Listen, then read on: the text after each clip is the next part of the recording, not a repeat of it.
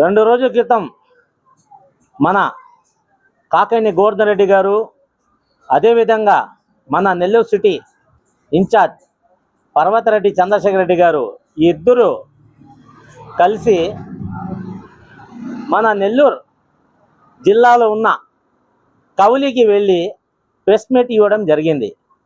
అయితే అక్కడ ఉన్న ప్రెజెంట్ ఎమ్మెల్యే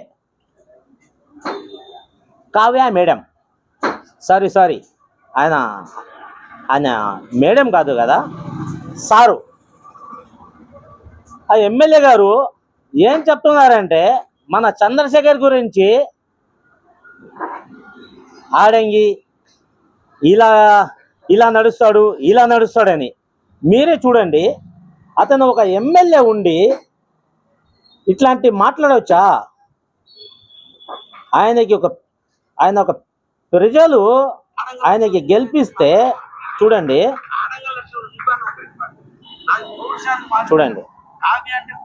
ఆయన కూడా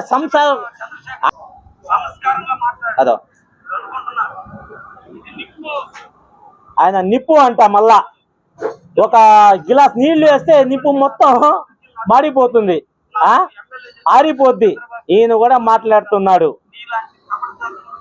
మళ్ళా ఖబర్దార్ అంట. మన చంద్రశేఖర్ గారు ఎలాంటి నాయకుడు అంటే ప్రజల్లో ఉన్న నాయకుడు. ఆయన ప్రతి ఒక్కడికి అందుబాటులో ఉన్న నాయకుడు. ఏ ఉంటే అది మాట్లాడాడు ఆయన. ప్రజలకి ఏ మంచితనం ఉంటే అదే మాట్లాడతాడు, కానీ ఈయనలాగా లుచ్చలాగా మాట్లాడాడు. కావ్య మేడం లాగా, సారీ కావ్య మేడం కాదు కదా, కావ్య కృష్ణారెడ్డి గారు ఆయన.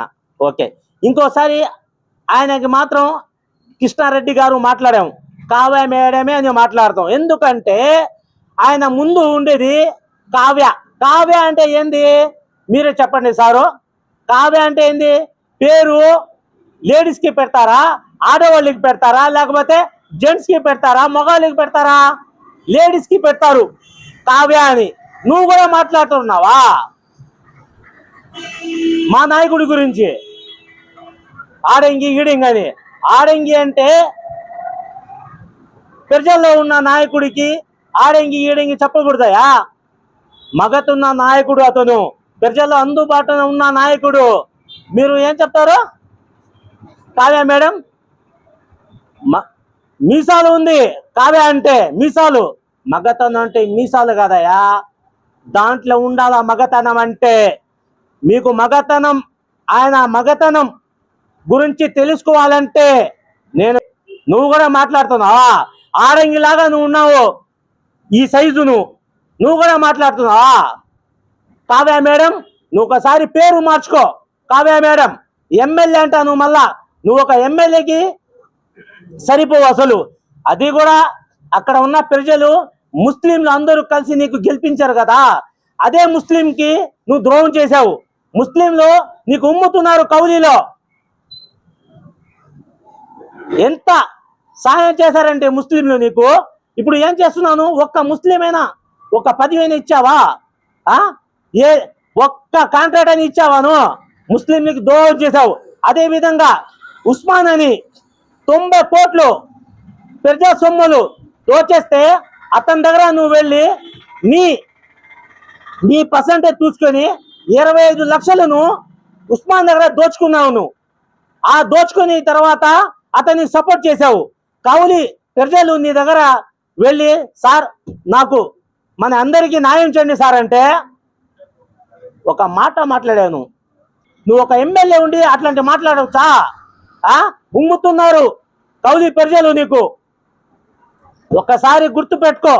ఇట్లాంటి మాట్లాడితే మాత్రం మన నెల్లూరు సిటీలో వైఎస్ఆర్సీపీ కార్యకర్తలు, అదే విధంగా ప్రజలు నీకు బుద్ధి చెప్తారు. Kavya madam, sorry Kavya madam కాదు, నువ్వు ఒక లుచ్చా ఎమ్మెల్యే. కావ్య మేడం కృష్ణారెడ్డి కౌలి ఎమ్మెల్యే, నీకే చెబుతున్నావు మా నాయకుడి గురించి. ఒక్కసారైనా ఇంకొకసారి అయినా ఇట్లాంటి దురదృష్టం మాట్లాడితే మాత్రం ఊరుకోము. ఖచ్చితంగా 2029లో మాత్రం నీకు నీకు మాత్రం బుద్ధి చెప్తారు అక్కడ ఉన్న ప్రజలు. ఇంకొక మాట గుర్తుపెట్టుకో, కావ్య మేడం కౌలి ఎమ్మెల్యే పడుతుంది, అది నీ పైన చర్య మాత్రం ఖచ్చితంగా తీర్చుకుంటాం మేము. మా నాయకుడి గురించి మాత్రం ఒక్కసారైనా విమర్శలు చేస్తే టాటా తీస్తాం. మరెన్నో వీడియోల కోసం మా ఛానల్ ని సబ్స్క్రైబ్ చేసుకుని పక్కనే ఉన్న బెల్ ఐకాన్ ని క్లిక్ చేసి యాక్టివేట్ చేసుకోండి.